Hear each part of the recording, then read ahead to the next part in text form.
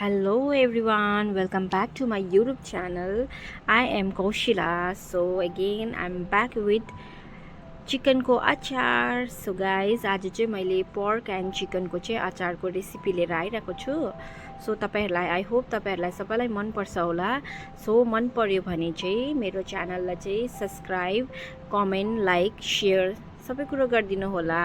अनि तपाईहरु चाहिँ मेरो च्यानलमा नयाँ हुनुहुन्छ भने मलाई धेरै माया गर्नुहोस्. अनि म यसरी नै तपाईलाई दामी दामी अचारको भिडियो भयो अनि अरु चीजको रेसिपी, चिकनको रेसिपी, अरु चीज पनि म लिएर आउने छु.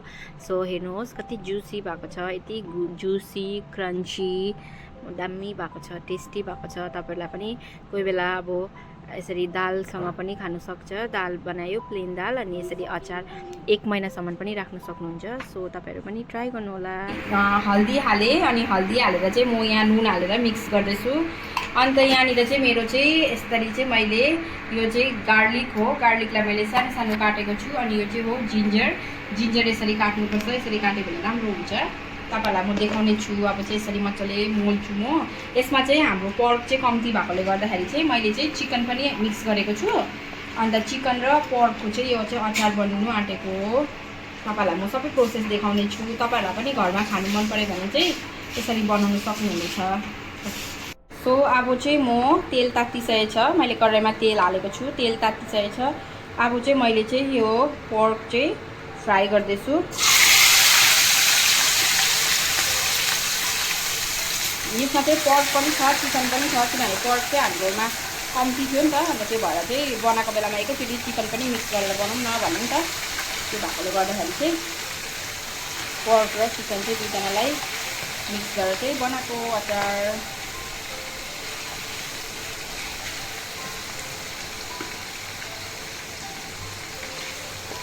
त्यसलाई चाहिँ मजाले डिप फ्राई गर्नुपर्छ. यसलाई चाहिँ बेसी हाल्दिनँ किनभने मजाले डिप फ्राई गर्नुपर्छ नि त. त्यो भएकोले गर्दाखेरि चाहिँ हेर्नुहोस् डिप फ्राई.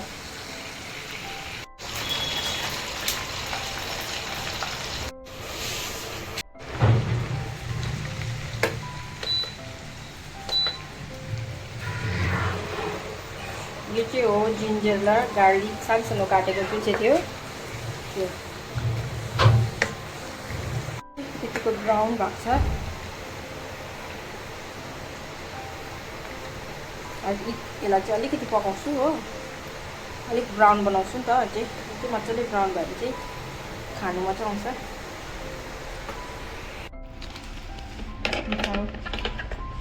यो चाहिँ हो फ्राई गरेको जिन्जर गार्लिक. अब चाहिँ म यसमा चाहिँ अलिकति व्हाट इज दिस व्हाइट तिल सेसमी सीड्स डाल रही हूँ. मैंने हिंदी में बनाया वीडियो की नेपाली में बनाया भूल गया हूँ. मिक्स करके बनाओ ना. ओके सो मैंने ये अभी सेसमी सीड्स डाला. और ये है मैंने फ्राई वाला वो सूखा मिर्च रेड चिल्ली उसको बनाया है. तो मेरा हाथ जलेगा वो तो मुझे पता है. वैसा बनाना है बेबी. ऐसे सीधा नहीं करना है मेरा वीडियो. तो हाँ वैसे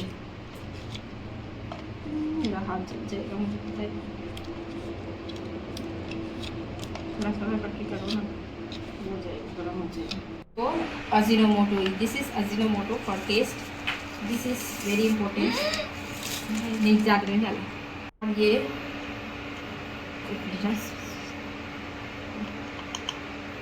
this is jeera powder. This is हल्दी.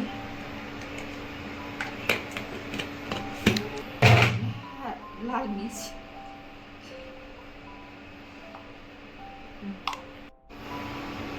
स्वाद अनुसार सॉल्ट. ठीक है. उसने अजीनोमोटो बहुत ज्यादा डाल दिया गाइस. नहीं डाला है गाइस. थोड़ा ही डाल रही हूँ थोड़ा. कैसे दिखाऊं.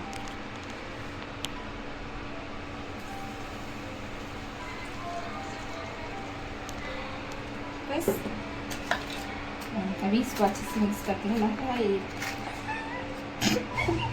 ये देखो ये लड़की का मेरा अचार भी तो क्या हो गया है गाइस. मुझे माफ कर दो. सॉरी गाइस, कुछ ही हो, बट फिर भी देखने में कितना अच्छा दिख रही है। देखो गाइस, वाव, जैसे दिखाओ है। देखो, मेरा वॉइस नहीं डालूंगी मैं, वॉइस कट कर दूंगी, म्यूजिक डाल दूंगी। अच्छा से दिखाओ। हाँ, बहुत अच्छा से दिखा रहे हो। वाव, कैसा लग रहा है देख। Thank you so much guys for watching my video. So मलाई यसरी नै माया दिनुहोस्, मेरो च्यानललाई सब्सक्राइब गर्नुहोस्, धेरै धेरै मलाई माया दिनुहोस्। So see you again with Dhamaka another blog. Okay by.